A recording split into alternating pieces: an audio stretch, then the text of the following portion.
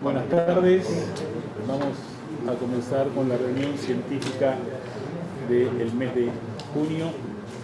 Hoy tenemos dos trabajos, uno va a ser una reunión híbrida, uno va a ser un trabajo que se va a leer desde la ciudad de Montevideo y otro se va a leer acá. Los dos trabajos son percepción multivisceral, resultados de reforma localmente avanzado, publicación de un caso, clínico por el equipo multidisciplinario universitario y análisis de literatura de los doctores Alejandro Galiz, Isabel Garito, Álvaro La Vega, Amelia Sanchiari, Gonzalo Gallo, Diego La Piedra y Marcelo Rivera. Y el segundo caso es carcinoma neuroendocrino de recto, presentación infrecuente de un tumor infrecuente, de los doctores Rocío Pérez Domínguez, Rosario Martirena, Lorena Parreiro y Sergio Chivay. Desde la Secretaría vamos a hacer dos anuncios. Uno de ellos es que durante el mes de agosto se iniciará el taller de investigación clínica del año 2022, investigación clínica en coloproctología. Este es un taller que se va a desarrollar entre agosto y noviembre a través del aula virtual que tiene la Sociedad de Coloproctología. Y próximamente vamos a dar información. Está dirigido a todos los médicos jóvenes, a todos los que quieran participar en talleres de investigación. Y como segundo anuncio, durante el mes de julio se llevará a cabo la recertificación a través del Consejo de Certificaciones Médicas de la Academia Nacional de Medicina, en un acto que se desarrollará en la sede de la Academia, y 32 socios de nuestra sociedad están inscritos para recertificar. Seguramente a finales del mes habrá otra segunda tanda de recertificación para que estén interesados. Pasamos al primer trabajo que está la gente.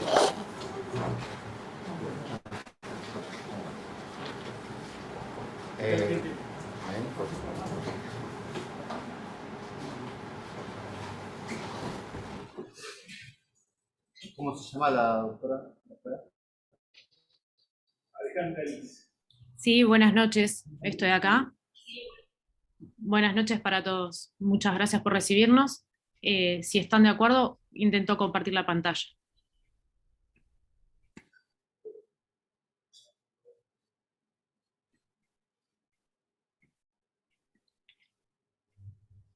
No sé si se ve correctamente ahí. Es algo de proyectores en las de ella.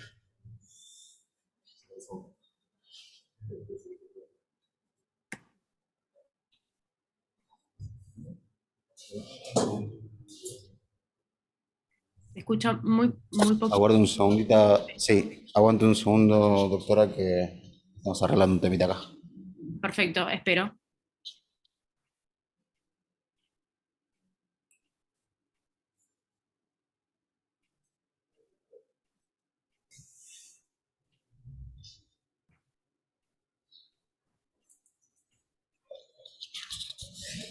Dame un segundo.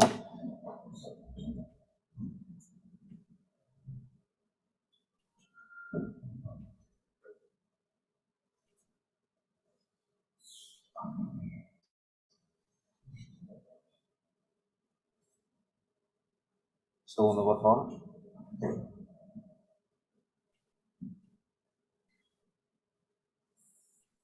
Disculpe, doctora. Segundo.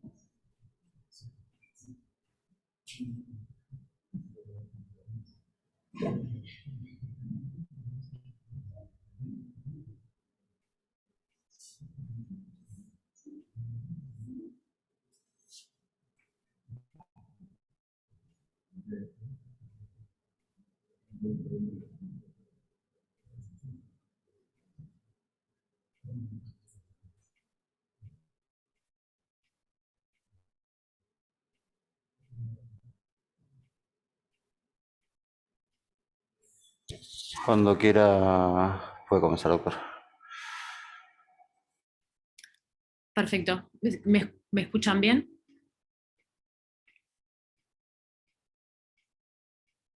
¿Se escucha?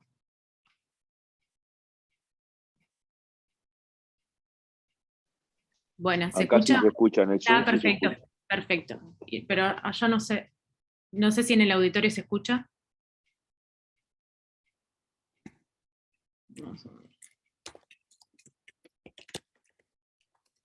Sí, se escucha. Perfecto, entonces sigo. Muchas gracias. Bueno, buenas noches. Yo soy la doctora Alejandra Liz del Hospital Pastar de la Clínica Quirúrgica del profesor Fernando González en Montevideo, Uruguay. Y quiero agradecer a las autoridades de la Sociedad Argentina de Coloproctología y de la revista por habernos permitido publicar el caso clínico denominado resección multivisceral en el cáncer de colon locorregionalmente avanzado. Bueno, y sin más, vamos al caso clínico.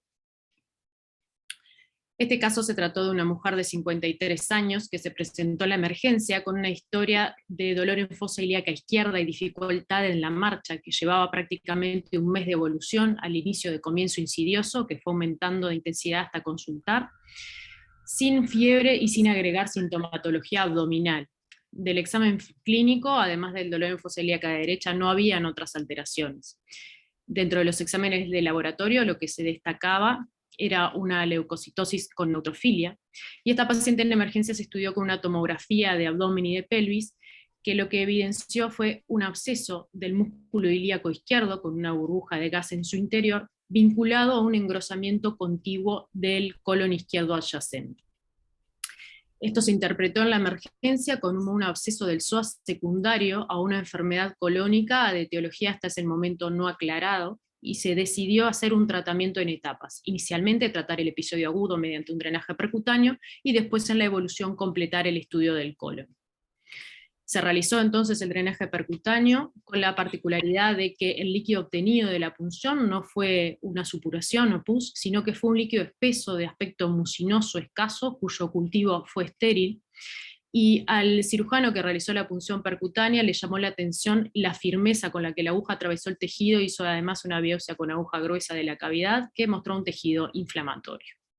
Desde el punto de vista infeccioso y del dolor, la paciente evoluciona correctamente, pero a los 5 días posteriores al ingreso desarrolla una obstrucción del colon, por la cual se opera de urgencia, donde se realiza una laparotomía, que observa en el intraoperatorio un colon izquierdo de aspecto tumoral con una gran infiltración posterior que involucraba los vasos ilíacos, sin otros elementos de diseminación a distancia, carcinomatosis peritoneal o secundarismo, por lo que se decide no realizar la resección y hacer solamente una colostomía en asa transversa de detransitación.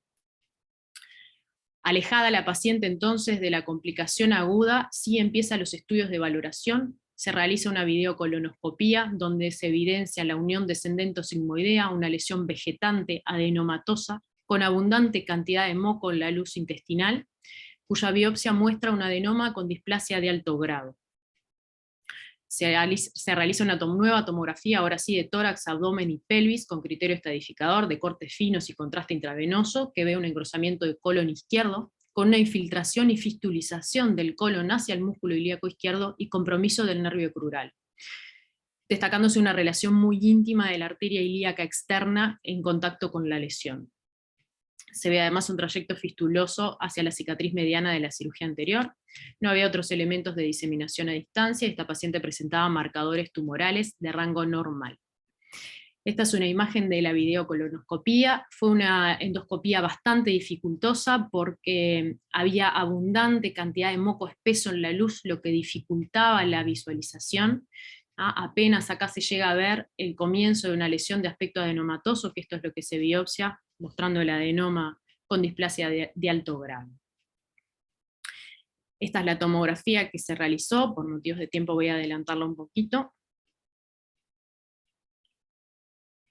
donde se puede ver a este nivel, espero que se vea el cursor, un engrosamiento del colon izquierdo cerca de la unión sigmoidea, y acá se ve la gran comunicación que existe con el músculo ilíaco, casi hasta el hueso ilíaco, y un comienzo de fistulización hacia la pared anterolateral del abdomen. Esto lo vamos a ver ahora en detalle un poquito más con nosotros. Esta es la imagen que se ve, la gran comunicación que existe con el colon descendente y el músculo ilíaco, la gran cavidad que existe a este nivel. Se ve también como ya hay tractos, por lo menos inflamatorios, eventualmente tumorales, hacia la pared anterolateral del abdomen. Se ve también, se observa esta colección que es del espacio subperitoneal, que está vinculada con este proceso tumoral. Y en esta imagen con contraste intraarterial se ve la íntima relación que tiene la arteria ilíaca externa con todo este complejo tumoral. El uréter se encontraba lejos de la lesión y se ve en una fase de excreción. Esta paciente demoró un poco en terminar los estudios, en ese momento estábamos en el peor momento de la pandemia, y mientras se completan los estudios de valoración, la paciente agrega una alteración inflamatoria de la piel de la fosa ilíaca izquierda, con un endurecimiento por delante de la espina ilíaca anterosuperior, y además una supuración sobre la cicatriz de la mediana, en el momento de la oclusión, con una secreción escasa, que se trata con antibióticos y un nuevo drenaje percutáneo, remitiendo parcialmente todos los síntomas, pero no desaparecieron por completo. En ese momento se conforma en el hospital un equipo multidisciplinario donde principalmente deciden participar los servicios de oncología, nosotros con cirugía general de la parte digestiva, cirugía vascular, traumatología y cirugía plástica.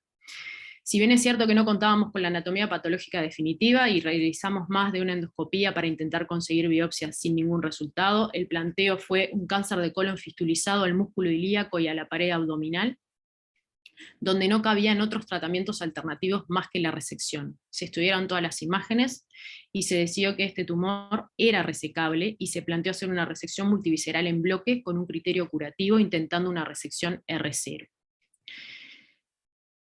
La paciente se opera en simultáneo con los equipos de cirugía general, vascular y traumatología en una primer cirugía donde se hace un abordaje abdominal combinado. Se hace un abordaje de la mediana, por un lado, y además se hace un abordaje de la fosa ilíaca izquierda. En el abordaje abdominal se hace la resección de la cicatriz previa con el trayecto fistuloso, se hace la parte de la decisión mesocolónica del colon izquierdo con la ligadura de los vasos mesentéricos inferiores y la sección proximal y distal del colon, y se prepara para la anastomosis colorectal que se hace al final de la cirugía, y esa anastomosis se mantiene protegida, entre comillas, con la colostomía transversa que se deja. En ese momento también por el equipo de cirugía vascular se hace la liberación completa de la arteria ilíaca externa del tumor, que estaba muy próxima pero no estaba englobada en el tumor. Y el equipo de traumatología hace el abordaje de la región ilíaca con la resección de la pared anterolateral del abdomen que estaba comprometida, todo ese sector inflamatorio que se veía en la fotografía, y se incluyen además los sitios del drenaje percutáneo, y se hace la resección del músculo ilíaco, el nervio crural izquierdo, y resección de parte de la cresta ilíaca. La resección del hueso no fue con criterio curativo o oncológico, sino que fue para permitir después el cierre o la cobertura de la brecha quirúrgica. Esa brecha se cierra en ese momento de la cirugía con una rotación del músculo recto anterior y la piel y el celular subcutáneo para tapar el hueso y la arteria ilíaca, mientras que la brecha medial se deja transitoriamente cubierta con una malla reabsorbible y se arma un sistema de vacío. Todo esto es lo que se va a ver ahora en las imágenes. Hacia la derecha está la cabeza de la paciente, la izquierda está hacia abajo. Esta es la resección de la cicatriz de la mediana, se engloba el trayecto fistuloso que mencionábamos anteriormente. En este caso es la única foto donde está al revés, la cabeza de la paciente queda a la izquierda y la derecha de la paciente está hacia abajo. Este es el abordaje medial, la vista hacia afuera, donde vemos la decisión mesocolónica izquierda. Esta es el cargado de la arteria mesentérica inferior con la posterior ligadura. Y ahora sí, estas son las imágenes, y la cabeza siempre va a quedar a la derecha y la izquierda de la paciente hacia abajo de la pantalla. Este es el abordaje ilíaco, se hace toda la resección de la piel comprometida, se hace toda la resección del músculo ilíaco izquierdo. Se ve acá la resección de la cresta ilíaca, que ya queda prácticamente pelada, sin músculo. Esta imagen es la extracción de la pieza en bloque, se va la piel, el músculo ilíaco y el tumor de colon, todo en bloque con la pieza. Vemos, este es el lecho final de resección. Esto que se ve aquí es el hueso ilíaco izquierdo, esta es la cara interna, completamente pelado, al igual que la arteria ilíaca externa, que se puede seguir en todo su trayecto, completamente libre hacia la arcada crural.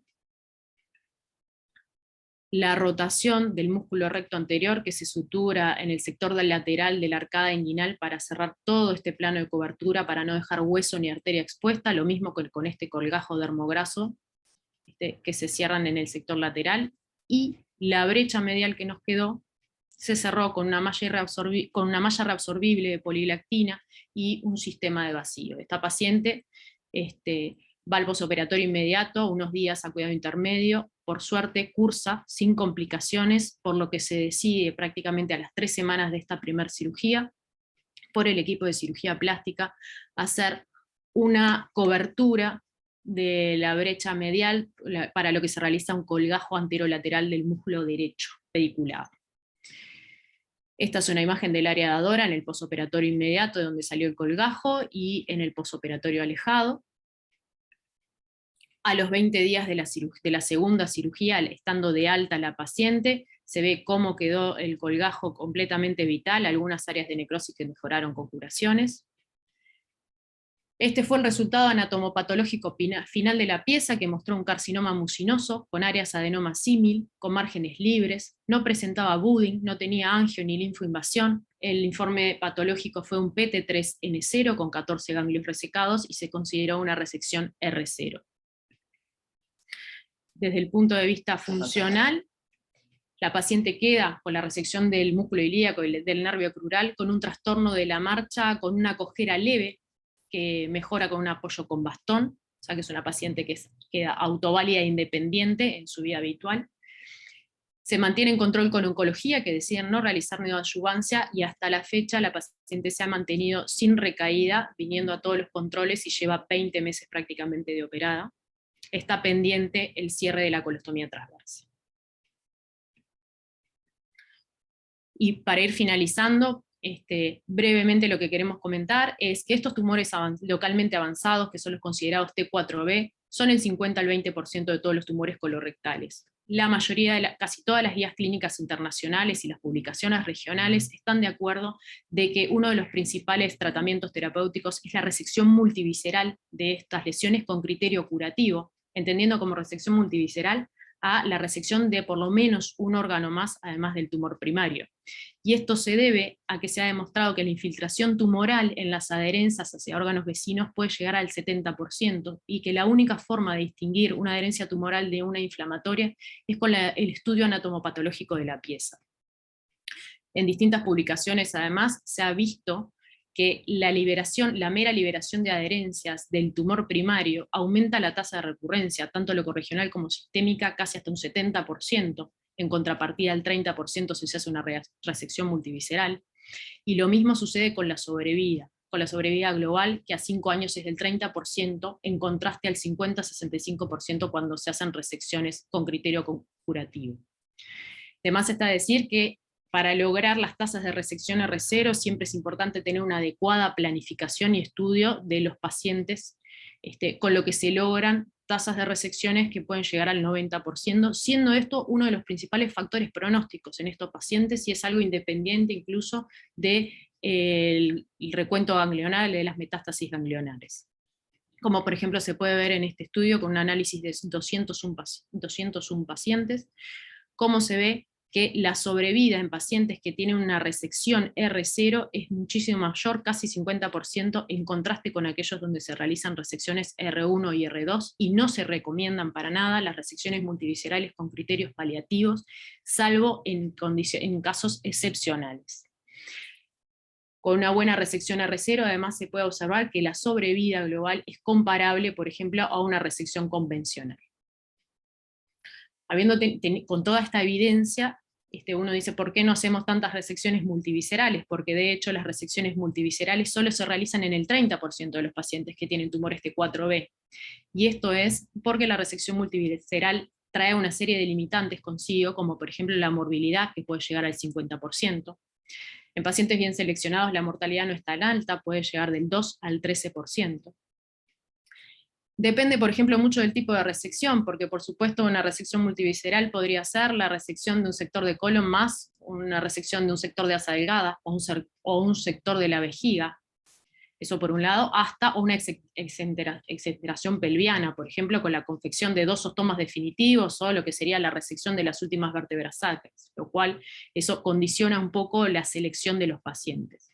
También está demostrado que la topografía del tumor primario también puede condicionar qué pacientes podrían ser candidatos a resecciones multiviscerales, y se ha visto que los tumores de colon derecho, por ejemplo, son más difíciles de decidir realizar una resección multivisceral porque puede llegar a implicar resecciones de gran envergadura como es la duodenopancreatectomía por compromiso pancreático de la vía biliar principal, a diferencia de lo que sería, por ejemplo, como en esta figura, la resección asociada al compartimiento medial de la pelvis. También hay que tener en cuenta la experiencia del equipo, son cirugías poco frecuentes, entonces muchas veces nosotros los cirujanos no tenemos suficiente experiencia en resecciones de esta envergadura, y uno está un poco reacio a ofrecerle a este paciente una resección de este tipo. Ni que hablar si no se cuenta con el soporte perioperatorio, ni de tecnología multimodal que a veces impide que uno indique un tratamiento por no tener recursos que lo ayuden a tener buenos resultados oncológicos y además funcionales, por ejemplo, si no tenemos áreas de rehabilitación o de fisioterapia que nos ayuden.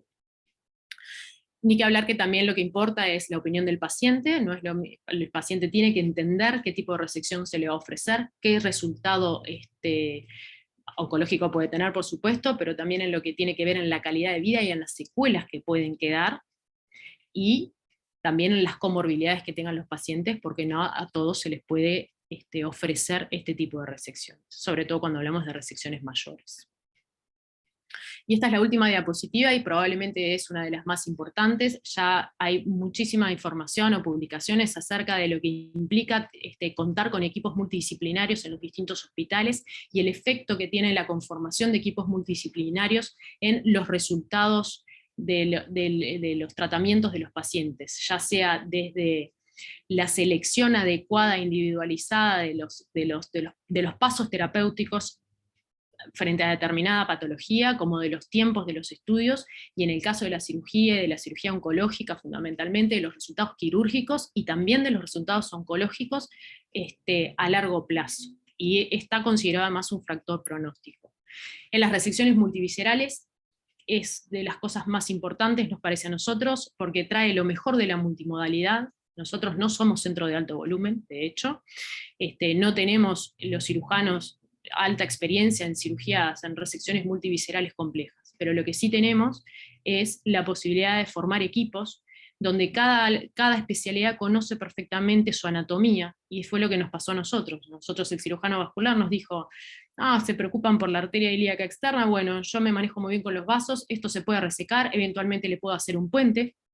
Lo mismo nos pasó con la cirugía traumatológica, me dijeron, no tenemos ningún problema para hacer la resección del músculo ilíaco del nervio crural, y fue juntar todas las experiencias para beneficio del paciente, y planificar muy bien qué es lo que íbamos a hacer, y haber ido a la cirugía sabiendo que nos podía llevar un montón de horas, y creo que eso es la idea final de lo que se quiso transmitir con este caso clínico, que por suerte evolucionó favorablemente. Esta es parte de la foto del equipo del servicio de cirugía, donde cuando no estamos en el hospital, nuestro profesor siempre nos abre la puerta en sus vacaciones y nos da de comer, y no sabemos cómo sigue haciéndolo todos los años. Así que muchas gracias por la oportunidad y quedo a las órdenes.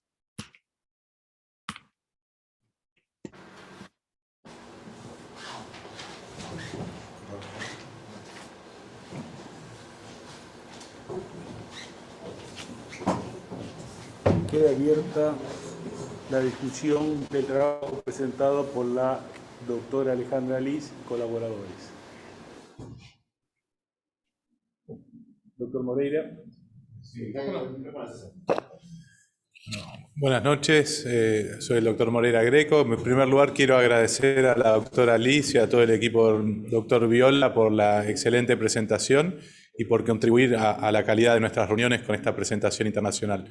Viendo el caso se me plantean dos preguntas. Una, siendo una paciente, se la veía en el video por ahí, que no está en su estado nutricional óptimo y con todo ese compromiso séptico, ¿por qué eligieron hacerle una ostomía que tiene riesgo de fístula y por ahí les podía comprometer todos los colgajos que hicieron, y no hacerle directamente una ostomía por ahí definitiva en una mujer añosa en regular estado general, que no sé qué función esfintérica tiene? Y lo otro es, mostraron y hablaron siempre de la ilíaca externa, y muchas veces estos tumores de sigmoides se apoyan sobre la ilíaca interna. Entonces quería saber también cómo era la calidad de si la ilíaca interna estaba comprometida o si era un tumor bien lateral, pues no lo llegué a ver en la tomografía.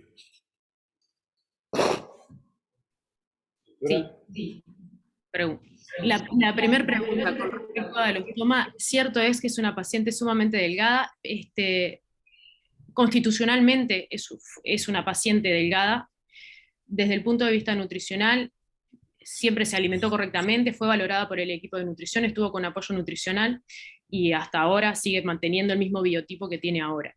En su momento, como ya tenía la colostomía de transitación por la oclusión intestinal que había tenido, y la resección, la verdad que la resección vino sin mayores inconvenientes, se decidió hacer la anastomosis igual y mantener el ostoma de protección para facilitar después la reconstrucción. Comprendo la pregunta, sí se discutió y bueno, decidimos hacer eso.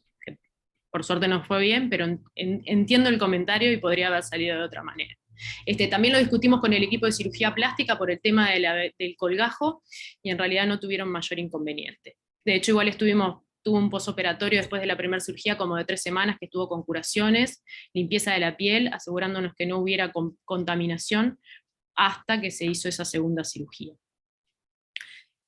Y también nos dijeron que eventualmente si había que reintervenir a la paciente, porque eso era otra cosa que nos cuestionábamos, si nosotros teníamos que reintervenir a la paciente, qué pasaba con ese colgajo. En realidad ya habíamos decidido, teníamos planificado por dónde la íbamos a abordar si la teníamos que reoperar. Íbamos a hacer una incisión lateral al colgajo para mantenerlo. Eso con respecto a la primera pregunta, que espero que haya quedado contestada. Y la segunda pregunta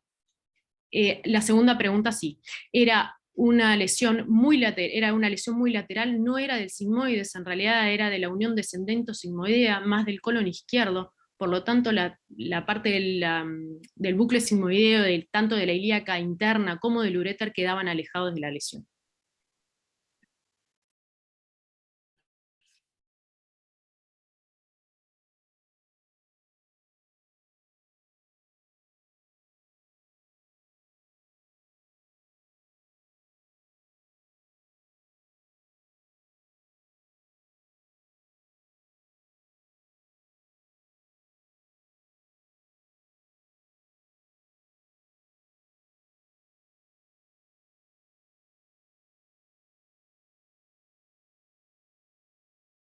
El muy buen resultado que han tenido y en tercer lugar también felicitarlos y han mostrado que aún en instituciones de bajo volumen, con ganas, con conocimiento, se pueden realizar este tipo de intervenciones.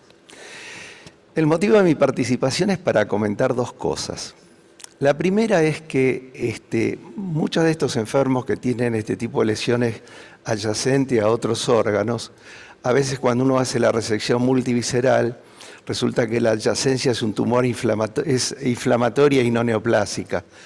Por lo cual, estos enfermos muchas veces es bueno abordarlos con biopsia por congelación de márgenes para certificar un R0 en el momento de la cirugía, porque a veces nos desilusionamos un poco cuando en la resección multivisceral que hemos hecho hemos estado muy cerca de algo de tumor de alguno de los lugares donde hemos resecado.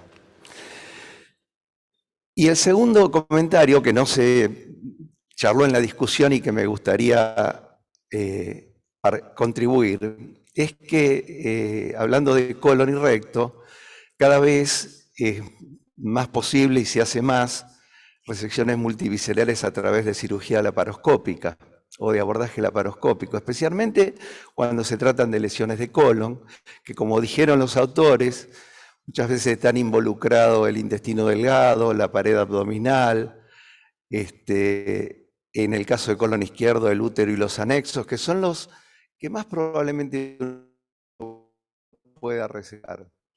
Se hace un poco más complicado cuando se trata de riñón, cuando se trata de páncreas, cuando se trata de diafragma en el ángulo esplénico, en el colon transverso, o en el colon derecho cuando está comprometida la cabeza del páncreas o el duodeno. Pero en el resto de las situaciones, la cirugía laparoscópica, y hay mucha bibliografía al respecto, de los cuales nosotros somos partidarios de eso y tenemos una relativa buena experiencia con estos enfermos. Mi última pregunta es, ¿la anatomía patológica fue T3 o T4? Porque si mal no vi fue T3 con 0 de 14 ganglios. Me gustaría aclarar un poquito eso. Y lo otro, bueno, la decisión de no hacer adyuvancia en este caso, que quizás algunos grupos lo hubieran indicado. Nuevamente, felicitaciones y muchas gracias por permitirme la participación.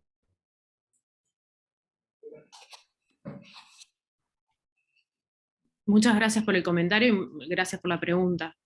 Del comentario totalmente de acuerdo. Nosotros hacemos algunas resecciones multiviscerales laparoscópicas cuando, por ejemplo, está comprometida la vejiga o los anexos en las mujeres. En este caso, la verdad que ni nos lo planteamos por lo extenso del proceso inflamatorio y lo que implicaba en cuanto a resección, que era la resección con pared muscular. Con respecto a la anatomía, nosotros también nos sorprendimos, volvimos a hablar con los patólogos, ellos insisten que que no había infiltrado tumoral, que lo que había era infiltrado inflamatorio, y por eso lo informaron como un PT3, que suponemos que eso además incidió en que los oncólogos no le hicieran adyuvancia, a pesar de que nosotros también objetamos eso, primero porque la paciente se había ocluido, estaba fistulizada, y es una paciente joven. Es una paciente de 50 y pico de años, una paciente muy joven. Entonces nosotros preferíamos hacer la adyuvancia, no hubo forma de convencer a los oncólogos y se han mantenido en controles por eso. Pero estamos totalmente de acuerdo con los comentarios, también fue lo que nosotros discutimos y a nosotros también nos llamó la atención, tanto el resultado patológico como la no realización de adyuvancia. El doctor Mentz quiere hacer una pregunta. Bueno, buenas noches. Muchas gracias a Alejandra Liz por presentar este trabajo muy interesante de este tipo de tumores que generalmente son un desafío muy grande poder encararlo y resolverlo, y que en tumores localmente avanzados y que cuando no tienen enfermedad a distancia, la verdad que uno tiene que poner toda la energía posible para poder sacarlos completos, ¿no? Veía la imagen y la oclusión, digamos, que se produce en la primera parte del caso clínico, y ahí viene una de mis preguntas en donde si no considerarían, por ejemplo, una laparoscopía exploradora en el momento de la oclusión como para poder tener una visión un poco más precisa de lo que se puede hacer en ese momento, porque probablemente la laparoscopía podría haber ayudado a no hacer una laparotomía con una colostomía, es decir, hacer una colostomía laparoscópica, ¿no? Esa sería una pregunta. La otra es la pregunta que hizo el doctor Minetti, que me llamaba mucho la atención también, por ahí la biopsia que vamos haciendo en los márgenes de resección, sobre todo cuando estamos pegados a los vasos ilíacos, que se los veía muy adherido a la zona tumoral, considerando sobre todo de que en los tumores mucinosos, perforados hacia un músculo grande como este, es probable que sí sea un T4, lo que pasa es que es muy difícil demostrar la presencia de células en medio de todo el moco que producen estos tumores. Por otro lado, en la última resonancia se veía una imagen que estaba en relación con la línea media de la herida, no sé si era una fístula de mucina, que eso debería, creo yo, ser considerado como una carcinomatosis peritoneal, básicamente como en una extensión loco-regional es el peritoneo, que es un marcador en alguna medida de una recurrencia peritoneal en el futuro no lejano, y lo otro, ver los excelentes resultados que tiene la reconstrucción con el colgajo que habían hecho. Con respecto, muchas gracias por los comentarios y muchas gracias por la pregunta también. Con respecto a la laparoscopía, sí, estoy totalmente de acuerdo. De hecho, en ese momento, cuando la paciente se ocluye, el equipo no contaba con la suficiente experiencia como para ser abordada por cirugía laparoscópica, y por eso fue que no se hizo un abordaje laparoscópico de la oclusión, que se podría haber beneficiado, y sin duda, porque por ejemplo una de las complicaciones que hubo fue justamente la fistulización del tumor hacia la mediana. Probablemente eso se hubiera evitado si se hubiera hecho un abordaje laparoscópico, sin duda.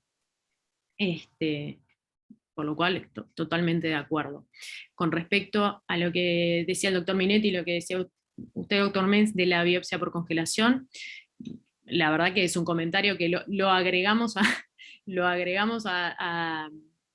lo que aprendemos. Nosotros en ese momento no lo hicimos. Creo que capaz que estábamos demasiado conformes con la cirugía que habíamos hecho. Probablemente lo que correspondía era haberlo hecho, sobre todo en el sector de la arteria ilíaca externa, porque después el resto, creo creo humildemente que no era necesario porque el músculo salió con abundantes márgenes. Sí, donde estaban los vasos probablemente nos hubiera servido, por lo menos nos hubiera dado la tranquilidad de que esta paciente realmente era una R0. Por más que la anatomía patológica después mostrara solo cosas inflamatorias. Que investigando un poco, además, es bastante característico de los tumores mucinosos presentarse con fístulas y abscesos, y de las pocas publicaciones que hay, justamente son de esa característica histológica. Y con respecto a lo de la colección, esa colección era subperitoneal en realidad, no era del intraabdominal, fue como un trayecto, fue justamente del propio tumor que fue por el espacio extraperitoneal y se terminó abriendo hacia la mediana. Eso se resecó todo ese peritoneo, no estaba comprometida la cavidad abdominal por esa colección. Íbamos preparados, por ejemplo, a si eso estaba en contacto con la cavidad peritoneal, hacer la resección que fuera necesaria, pero fue suficiente. Muchas gracias. ¿Hay alguna pregunta? No hay más. Doctor Latif. Buenas noches, muchas gracias. ¿Hay que apretar algo acá? No. Bueno, buenas noches, muchas gracias. Felicitaciones a los autores del trabajo y a la doctora por esta excelente presentación. Pocas preguntas porque ya con los comentarios previos se evacuaron algunas de las que yo iba a hacer. La primera es si este paciente no ameritaba la realización de un PET preoperatorio antes de encarar esta cirugía, si el equipo multidisciplinario no lo consideró. Lo segundo que me llamó la atención es la clasificación final, T3N0, de este tumor, que claramente es un T4 porque está perforado, y la ausencia de ganglios es bien llamativo. Y en tercer lugar, algo que ya se habló y que creo que casi ningún equipo multidisciplinario en nuestro país o de los grupos que conocemos hubiera dejado de hacer adyuvancia en este paciente, que en primera instancia se presentó como un ocluido y factor de riesgo sumamente importante, y después perforado. Así que claramente este paciente, al menos en nuestra institución, hubiera ido a adyuvancia. Y lo último, quizás nosotros categorizaríamos a esta presentación como una resección ampliada por un cáncer avanzado de colon y no multivisceral. Muchas gracias por escucharme y bueno, felicitaciones nuevamente. La agradecida soy yo por el comentario. Sí se discutió lo del PET en el Ateneo de Oncología. Les pareció que con la tomografía que no mostraba elementos de diseminación en instancia era suficiente, siempre y cuando nosotros pudiéramos hacer la resección completa de la lesión. Estoy totalmente de acuerdo con la clasificación patológica y la indicación de realización de adyuvancia. De hecho, todo el equipo quirúrgico está en la misma sintonía que el auditorio. No nos pueden explicar claramente los oncólogos por qué no le hicieron adyuvancia. Ellos se basaron mucho en el resultado patológico y se basaron mucho en el resultado patológico y la resección y la calidad de la resección y la ausencia de los ganglios. Sin embargo, a veces nos sucede que nosotros no tenemos un equipo fijo de oncólogos y dependiendo de con quién estemos trabajando, es muchas veces la indicación que podemos llegar a hacer, que pueden llegarnos a hacer de adyuvancia. Pero con los comentarios no puedo decir más de que estoy completamente de acuerdo con las observaciones.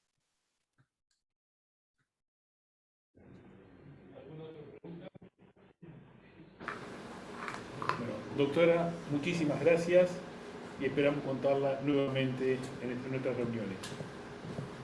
La agradecida soy yo, muchas gracias por recibirnos y espero que nos sigamos viendo o leyendo. Gracias.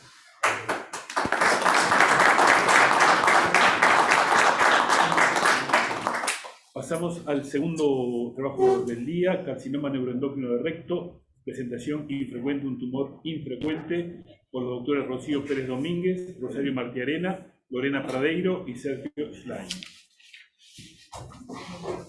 Hola.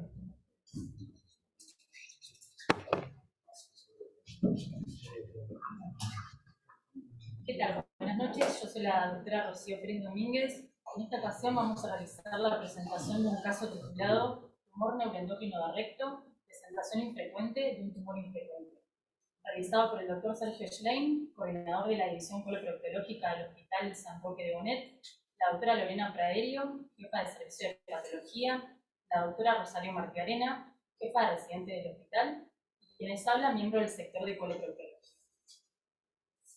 Los objetivos son presentar un caso clínico de una entidad poco habitual con presentación infrecuente, mencionar elementos de la nueva clasificación propuesta por la Organización Mundial de la Salud y revisar datos de la bibliografía. El carcinoma neuroendocrino de recto es una variedad infrecuente dentro de los tumores colorectales que representa menos del 1% de los mismos. Se presenta en una edad promedio de 56 años con ligera predominancia por el sexo masculino. Su presentación clínica es variable y no suelen asociarse a síndromes carcinómicos. Se presenta el caso de un masculino de 56 años que consulta por guardia de emergencias por dolor en fosa ilíaca izquierda e hipogastrio, marcado tenesmo y alteración del hábito evacuatorio. Refiere una pérdida de peso de 10 kilogramos en los últimos 3 meses y se ve incrementada en las últimas 2 semanas. Al examen físico, regular estado general, abdomen moderadamente distendido, poco depresible, dolorosa la palpación superficial y profunda, con defensa muscular, predominando en fosa ilíaca izquierda e hipogastria.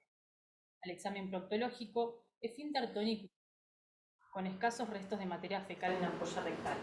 Dolor a la palpación predominantemente en la cara anterior. Restos mucosos en dedo de mano. El paciente consulta con una videocolonoscopía realizada 12 días previos a la consulta, en la que se observa una lesión elevada, alargada, friable, de aspecto infiltrativo, franqueable, ubicada a 12 centímetros del margen anal, asociada a múltiples osteodiverticulares. El resto del marco colónico sin lesiones. Se toma biopsia de dicha lesión. El antígeno carcino embrionario presentaba un valor de 0,67 nanogramos por mililitro y el CA19-9 2,16 unidades por mililitro, ambos dentro de parámetros normales. Presentaba una tomografía de abdomen y pelvis sin contraste, también traía al momento de la consulta, que presentaba engrosamiento mucoparietal circunferencial en la pared del colon sigmoides que afecta la transición recto-sigmoidea. Impresiona a corresponder a un proceso atípico del colon distal que se acompaña de edema de la grasa adyacente. Presencia de divertículos en el sigmoides proximal, además de formaciones adenopáticas paracólicas. No evidencia secundarismo. Por lo anteriormente expuesto y haciendo puntual hincapié en la presencia de defensa abdominal, planteamos como diagnóstico presuntivo una neoplasia colorectal complicada. Como decisión terapéutica, realizamos una laparotomía exploradora en la que evidenciamos moderada cantidad de líquido de características serosanguinolentas, ascitis, y múltiples lesiones hepáticas compatibles con secundarismo. Formación panparietal de recto superior, adherida a la vejiga, con sigmoides redundante adherido a la formación tumoral. Se realiza resección anterior con confección de ostomía terminal. Esta es una sección transversal de un segmento de la pieza operatoria.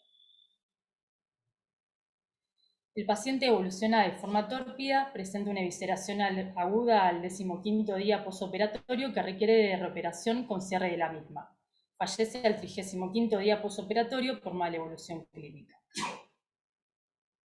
En cuanto a la anatomía patológica, a nivel macroscópico se observaba una pared del recto con un espesor de 25 milímetros, con un área negruzca, mucosa con pérdida de pliegues en el sector engrosado, que constituyen aproximadamente 9 centímetros. Panparietal circunferencial. A nivel microscópico, infiltración celular atípica que compromete su mucosa y muscular del recto, constituida por células atípicas con cromatina grumosa y núcleos prominentes, algunos con macronúcleos pleomórficos. La proliferación se dispone en planchas e infiltra vasos linfáticos. Presencia de úlceras y epitelio hipersecretor. 3 de 12 ganglios hallados con compromiso neoplásico. La inmunistoquímica, CKE1A3, marcación en DOT en células neoplásicas, CD45 negativo, cromogranina A positiva, sinaptofisina positiva y Ki67 superior al 75%. Como diagnóstico, carcinoma neuroendocrino de células grandes T4N1. En esta imagen podemos ver en el cuadrante superior izquierdo una infiltración panparietal de células neoplásicas con núcleos hipercromáticos pleomórficos y redondeados. En la imagen B podemos ver a nivel de la parte inferior células atípicas positivas para cromogranina A que se corroboran por marcación interna de las células de cristal normales de la parte superior de la imagen. En la imagen C vemos células neoplásicas positivas para sinaptofisina y en la imagen D un índice X67 mayor al 75%. A continuación voy a tocar los siguientes tópicos respecto a la frecuencia, clasificación, cuadro clínico, pronóstico y terapéutica. Las neoplasias neuroendocrinas colorectales se definen como tumores de origen epitelial que tienen diferenciación predominantemente neuroendocrina que surgen tanto de la mucosa como de la submucosa, configurando así un grupo heterogéneo de patologías poco frecuentes con variabilidad en su capacidad de malignización. El carcinoma neuroendocrino representa menos del 1% de los tumores colorectales. Es el tercero en frecuencia detrás del apendicular y los gastropancreáticos. Según los datos del Programa de Vigilancia, Epidemiología y Resultados Finales, la incidencia de tumores neuroendocrinos rectales en los Estados Unidos aumentó del 18 al 27% en el periodo comprendido de 1973 a 2004. Aunque en Europa las tasas son un poco menores, rondando entre el 5 y el 14%. En cuanto a la clasificación, se recomienda la clasificación histológica de neoplasias neuroendocrinas propuesta por la Organización Mundial de la Salud en 2019. Esto no solo permite una mejor notificación, sino también un manejo más preciso. La característica clave es la distinción entre tumores neuroendocrinos bien diferenciados, antes denominados tumores carcinoides, y los carcinomas neuroendocrinos poco diferenciados, que si bien comparten la expresión de marcadores neuroendocrinos, no son neoplasias estrechamente relacionadas. En cuanto a la clasificación, los tumores neuroendocrinos se clasifican como G1, 2 o 3 sobre la base de la actividad proliferativa evaluada por la tasa mitótica y el índice de proliferación Ki67. En cuanto a la tasa mitótica, se evalúa a través del número de mitosis cada 2 milímetros cuadrados, tomando como límite la evaluación de al menos 10 milímetros cuadrados. Es así que vamos a clasificar a los G1 como menos de 2 mitosis, G2 como de 2 y 20 mitosis y G3 más de 20 mitosis cada 2 milímetros cuadrados. En cuanto al índice de proliferación Ki67 lo evaluamos con porcentaje, de la misma manera G1, G2 y G3, según sean menor al 3%, del 3 al 20% o G3 mayor al 20%. En la nueva clasificación, el concepto de tumor neuroendocrino G3, es decir, un tumor bien diferenciado con alta proliferación, se integró a la clasificación de neoplasias neuroendocrinas, dejando la definición de carcinoma para aquellas neoplasias con morfología pobremente diferenciada. Esto nos permite saltar, digamos, las diferencias entre estos dos tipos de tumores que son morfológicamente y clínicamente diferentes. A su vez es de importancia a la hora de la elección o no de quimioterapia basada en platinos, ya que los carcinomas tienen buena respuesta a la misma, mientras que en los tumores G3 es escasa.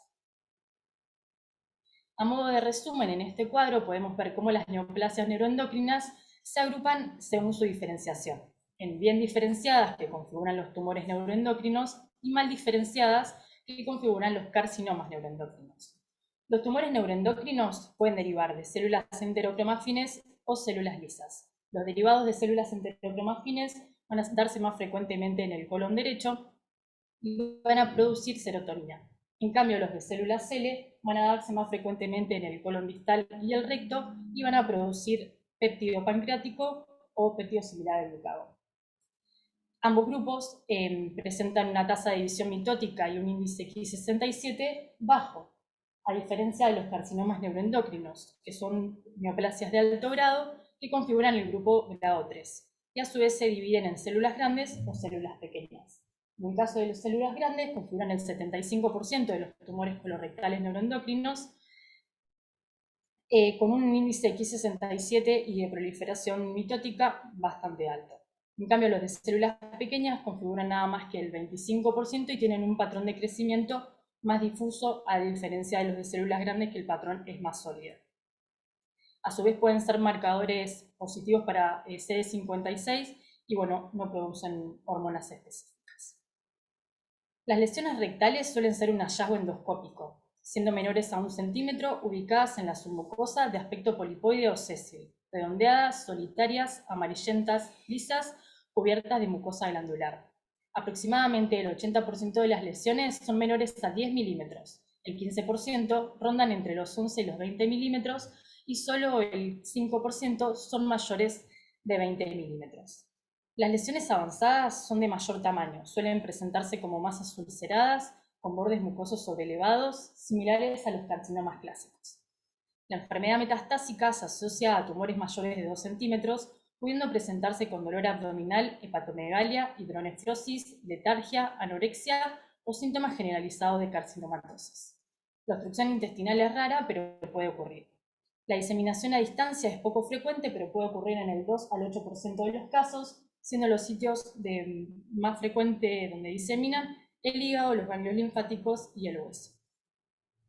En cuanto al pronóstico, la mediana de supervivencia de los pacientes con carcinomas neuroendocrinos de colon y recto es de 5 y 11 meses. Las tasas de supervivencia un año reportadas están entre el 10 y el 15%. En cuanto a la terapéutica, el 80% de las neoplasias neuroendocrinas rectales pueden ser tratadas por vía endoscópica mediante disección submucosa cuando se trate de lesiones menores a 10 milímetros. Se estima que son lesiones de buen pronóstico, ya que la posibilidad de diseminación ganglionar es menor al 3% y la diseminación a distancia menor al 1,6%. Las lesiones mayores a 20 milímetros suelen encontrarse asociadas a infiltración de la muscular de la mucosa, con infiltración linfática en el 73% de los casos e infiltración a distancia en el 100% de los casos, por lo que deben tratarse con resección radical y escisión total mesorrectal, similar a los adenocarcinomas de recto, con o sin preservación de esfínter, según la distancia que presenten al margen anal. La terapia con cisplatino es utilizada con una tasa de respuesta del 40%, aunque no existe una guía de tratamiento oncoespecífica para estos tumores. Como conclusión, presentamos un caso poco frecuente de un tumor neuroendocrino de recto en un centro de bajo volumen, y en esta ocasión la presentación clínica no fue la habitual para este tipo de tumores. La nueva clasificación de la Organización Mundial de la Salud permite una distinción más clara y precisa de los tumores neuroendocrinos. Muchas gracias. Muchísimas gracias, doctora. Estoy abierto a la discusión.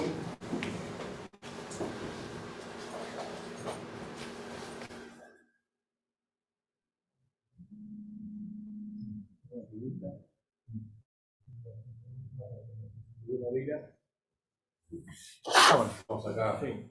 Bueno, felicitarte primero por traer el caso acá a discusión y me gustaría hacerte 2 o 3 preguntas de la táctica y otra del título del trabajo. Una es, si bien no vi mal en las diapositivas, hacer un T4 con infiltración. Entonces, ¿por qué eligieron un paciente con secundarismo hepático hacerle una resección y no por ahí hacerle una colostomía paliativa para después que el paciente haga su tratamiento o no una vez tenía la histología? Y lo otro es, ¿a qué te referís cuando decís presentación infrecuente? Porque nos dijiste que los carcinomas se presentaban con tumor, obstrucción, ulceración, y me parece que es lo que presentó esta paciente. ¿Por qué la situación infrecuente de la presentación? Bueno, en cuanto a la táctica inicial, digamos, el paciente presentaba un cuadro suboclusivo ya de larga data los últimos meses. Además de que presentaba citis, por eso se decidió hacer la resección con ostomía terminal. No contábamos con una tomografía al momento de la cirugía, sino la tomografía que el paciente presentaba era de 30 días previos, que no mostraba el secundarismo hepático. Bueno, por eso fue la resección que se planteó. Y en cuanto a la otra pregunta, si bien, digamos, estos pacientes, como decía, la obstrucción intestinal es rara, este paciente tenía una mezcla, digamos, de su mal estado general sumado a la suboclusión y la repercusión general. Por eso, para nosotros, este tipo de pacientes con este tipo de tumor no lo consideramos sintomático. ¿Alguna otra pregunta? ¿Alguna pregunta? No, tengo a Fabio Leiro que quería hacer un comentario del caso anterior, pero... Si no hay ninguna otra pregunta para la doctora, podemos ver. Lo que pasa es que no sé si estará conectada la doctora Liz. La doctora Liz está en casa. Bueno, doctora, muchísimas gracias.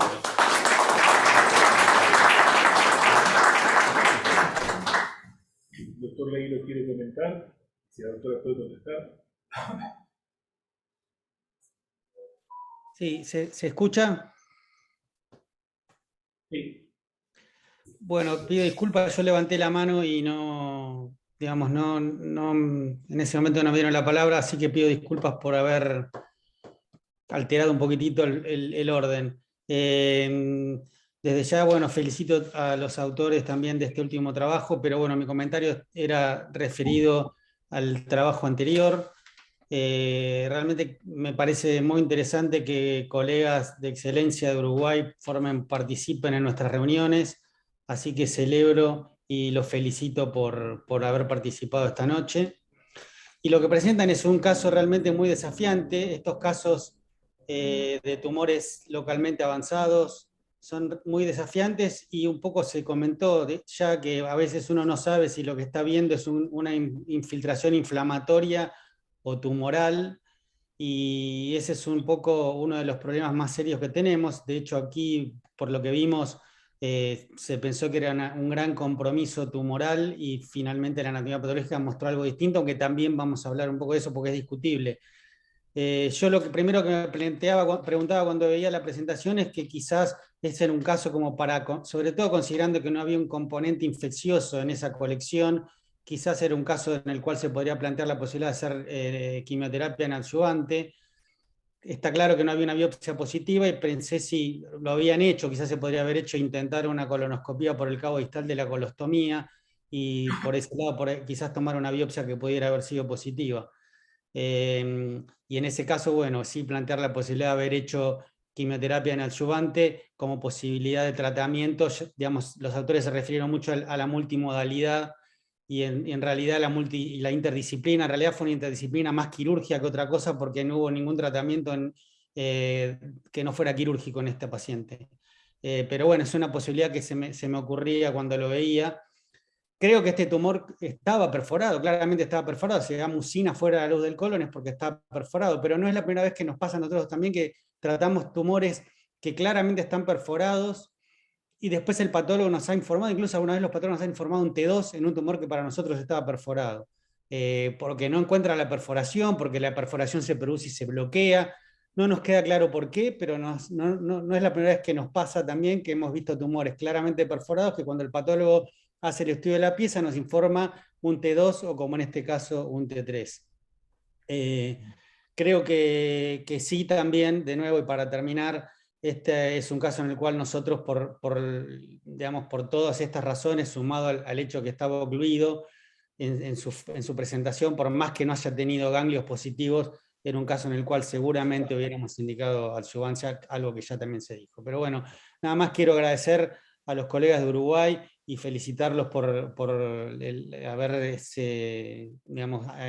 presentado esta noche este caso y ojalá sea solo el primero de muchos más. Muchas gracias. Muchísimas gracias, muchas gracias por los comentarios. Y bueno, con respecto a lo de la neoadyuvancia y en el cáncer de colon y la fistulización, nos pasó que es verdad que no parecía haber nada infeccioso. Lo cierto es que la paciente después fue intercurriendo en esos empujes como de inflamación de la piel y de episodios de dolor y secreción, y ahí no había forma que el oncólogo nos planteara la neoadyuvancia en esa paciente, porque además, ya digo, una de las cosas que nos pasó en plena pandemia, y además porque a veces los tiempos del hospital, que es un hospital público, a veces son un poco tiranos, se demoran un poco los estudios, y nosotros veíamos ese tumor evolucionar a ojos vistas. De hecho, toda la parte inflamatoria de la alteración de la fosa ilíaca izquierda la fue instalando en la evolución.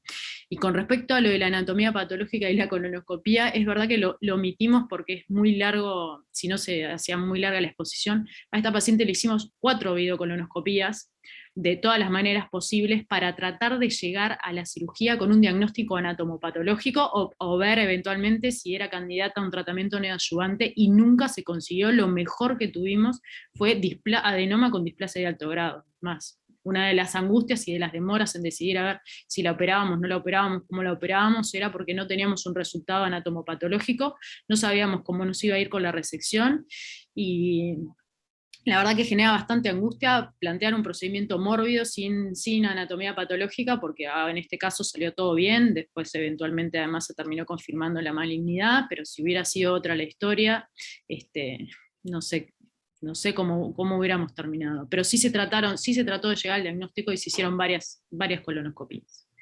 Pero les pasaba eso, tanto por el cabo de la colostomía como por el ano, llegaban a una lesión que era muy difícil de evaluar, tapizada de moco, que era demasiado espeso como para aspirarlo, y no tuvimos manera endoscópica de tener confirmación.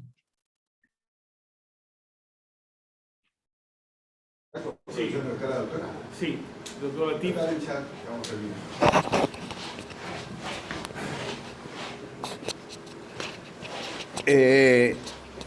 Hace un ratito en el comentario que hice le felicité a la doctora por 3 o 4 cosas. Y ahora quiero hacer hincapié en 2 cosas más que merecen el reconocimiento a esta presentación. En este auditorio, al menos acá, hay más de la mitad de la gente son cirujanos que recién están empezando en la formación coloproctológica, y la doctora en esta presentación hizo hincapié en 2 cosas que yo considero que son fundamentales y que también en el medio de ellos ha sido muy importante. Primero, la resección en bloc de este tipo de lesiones. De nada sirve hacer una resección multivisceral si uno empieza a hacer resecciones por separado de cada una de las cosas. Esto de la resección en bloque, y como nos mostró, es lo que hay que hacer hincapié fundamentalmente. Y lo segundo que quiero decir es que también lo mostró en el comentario cuando revisó la bibliografía internacional, que un porcentaje no despreciable de pacientes que uno cree que la infiltración es tumoral, la infiltración es inflamatoria, y también lo ha dicho recién Fabio en su presentación. Hace muchos años, el doctor Barredo y Fabio, y hace más o menos unos 10 años presentamos en la Asociación Argentina de Cirugía, junto con el doctor Minetti, que está acá, con Fabio, el doctor Barredo y el doctor Rodríguez Martín, una serie de pacientes, más de 40 pacientes con resección multivisceral o ampliada, que para mí es lo mismo, que el 40% de los especímenes que nosotros creíamos que tenía infiltración tumoral era infiltración inflamatoria. Y eso cambiaba la estadificación y el pronóstico de los pacientes. Así que eso ha sido muy importante que usted, doctora, haya hecho hincapié en la presentación varias veces en esos 2 procesos, que creo que es lo que la gente joven se tiene que llevar de esta noche acá. Así que muchas gracias, Fernando, por haber permitido repetir un comentario. Doctora,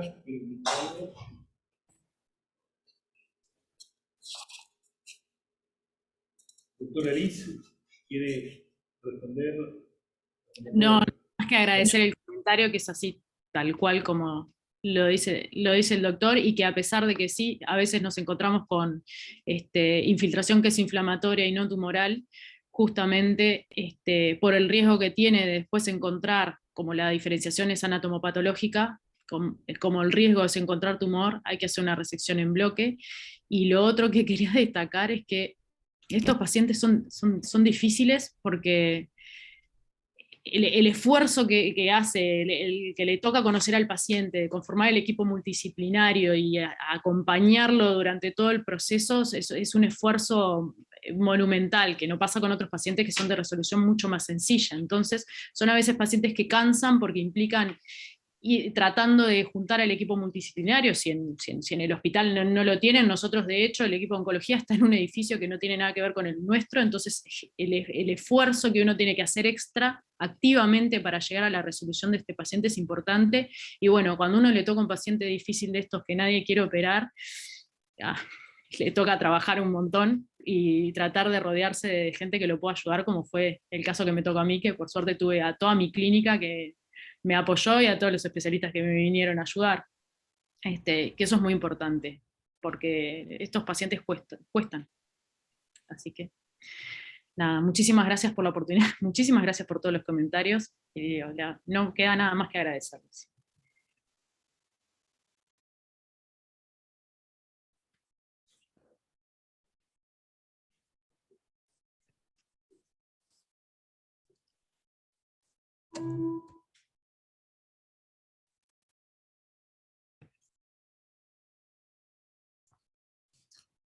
Hola, buenas noches, ¿me escuchan?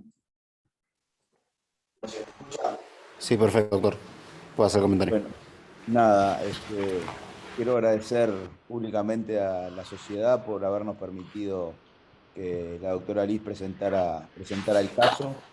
Y bueno, como ya lo he hablado con varios de los integrantes de la sociedad, la verdad que para nosotros es un placer, es un orgullo y es una necesidad que empezamos a satisfacer, sobre todo de nuestros cirujanos más jóvenes, de poder compartir con una sociedad tan prestigiosa y llena de colegas a los cuales uno ha visto a lo largo del tiempo con excelente suceso y a quienes miramos y admiramos muchas veces con sus ponencias, sus presentaciones en diferentes congresos, en diferentes lugares.